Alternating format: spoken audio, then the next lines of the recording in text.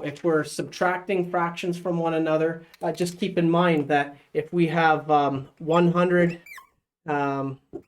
degrees and I don't know, what did we have before? 110 was, oh, well, whatever. Let's say 10 minutes.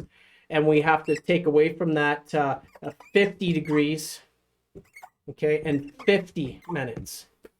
How do we subtract these? Well, it's the exact same thinking as we talked about before, right? I can't take 50 away from 10. So what I do is I subtract 1 degree from this, right? So my 100 degrees now becomes 99 degrees. So if I take 1 degree away from my 100, I add 60 minutes to my minutes. So now this becomes 70 minutes, right? So now I can subtract my 50 degrees and 50 minutes, right? So this equals 20 minutes, and 9 minus 0 is 9. So we get 49 degrees and 20 minutes. Now, I mean, obviously that's not to say we have to do every single calculation longhand like this. But if I can give you some personal advice, I would say when you first start adding, subtracting, multiplying, and dividing degrees and minutes, and degrees, minutes, seconds, I would do it longhand so that you know how to do it. It isn't hard, right? But it's still good to know. Now, on a calculator, depending on what calculator that you have,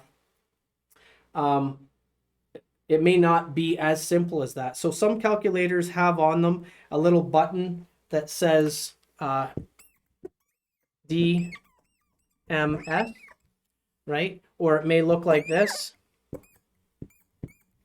right? You may have a calculator and it has a button that says DMS, or it has the symbols for degrees, minutes, and seconds. So what you can do on your calculator, no matter which of these two buttons you have, you can take, you can say 100, and then hit this DMS button or hit this degrees, minute, second button, right? And then write 10, and then hit the degrees, minute, second button. And then you can hit subtract 50, degrees, minute, second button, and 50, degrees, minute, second button. And then hit equals. And you should get 49 degrees and 20 minutes, right? So you can do it on your calculator, which is, let's face it, when you're in industry, when you're at work, your boss does not want to see you sitting at a desk figuring this out, right? You just get your calculator out, do your calculations, and move on with your work. Right now, we're just trying to make sure that we understand how that we can do that.